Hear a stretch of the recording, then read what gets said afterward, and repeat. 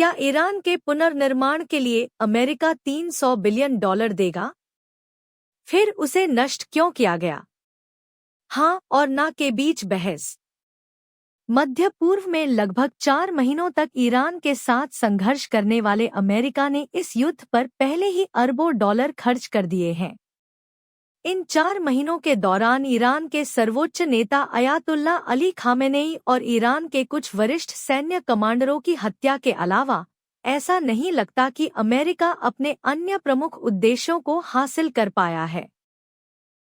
हालांकि अमेरिकी राष्ट्रपति डोनाल्ड ट्रंप शांति समझौते को अपनी बड़ी जीत बता रहे हैं, लेकिन यह भी सच है कि इन 4 महीनों में ईरान ने अमेरिका का बेहद साहसपूर्वक सामना किया। ऐसे में अब यह खबर कि अमेरिका ईरान के पुनर्निर्माण के लिए धन उपलब्ध कराएगा, कई लोगों को स्वीकार्य नहीं लग रही है। ईरान के पुनर्निर्माण के लिए अमेरिका द्वारा $300 बिलियन की आर्थिक सहायता दिए जाने की खबर अमेरिका में जंगल की आग की तरह फैल गई है। अमेरिकी नागरिक सवाल उठा रहे हैं कि यदि आखिरकार ईरान की मदद ही करनी थी, तो 4 महीने पहले ट्रंप प्रशासन ने उस देश पर हमला क्यों किया था? कई अमेरिकियों का तर्क है कि पहले किसी देश को तबाह करने पर पैसा खर्च करना और फिर उसके पुनर्निर्माण के लिए धन देना किसी भी दृष्टि से तर्कसंगत नहीं है। इस तर्क में कुछ सच्चाई भी दिखाई देती है।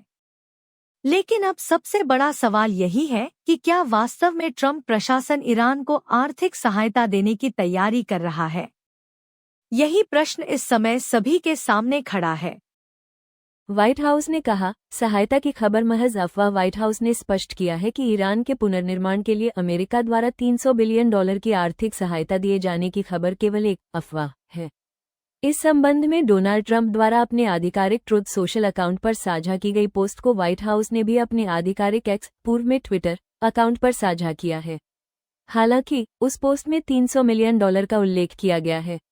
डोनाल्ड ट्रंप और व्हाइट हाउस के अनुसार ईरान को अमेरिकी आर्थिक सहायता दिए जाने की यह झूठी खबर विपक्षी डेमोक्रेट्स द्वारा फैलाई गई है। व्हाइट हाउस ने स्पष्ट रूप से कहा है कि 14 बिंदुओं वाले समझौते में कहीं भी ईरान को भारी आर्थिक सहायता देने का कोई प्रावधान नहीं है। अमेरिका और ईरान के बीच 108 दिनों तक चला संघर्ष अब समाप्त हो गया है। इसी शुक्रवार 19 जून दोनों देश शांति समझौते पर हस्ताक्षर करने वाले हैं। हालांकि इस समझौते की शर्तों को लेकर दुनिया के सामने अभी पूरी स्पष्टता नहीं है, लेकिन इसके लागू होने की संभावना को लेकर विश्वास जताया जा रहा है। इसी तरह बंद पड़े हॉर्मुज़ जलमरुमध्य के फिर से खुलने का भी पूरी दुनिया को इंतजार है। ऐसे माहौल में समझौते की शर्तों को लेकर फैल रही भ्रमित करने वाली खबरें चिंता का विषय हैं। फिर भी व्हाइट हाउस की सफाई ने कई संदेहों को दूर किया है। $300 बिलियन भारतीय मुद्रा में लगभग 25 लाख करोड़ रुपये के बराबर है। इतनी बड़ी आर्थिक सहायता को लेकर कई अमेरिकी नागरिकों ने नाराजगी जताई है और इसे करदाताओं के पैसे की बर्बादी बताया है।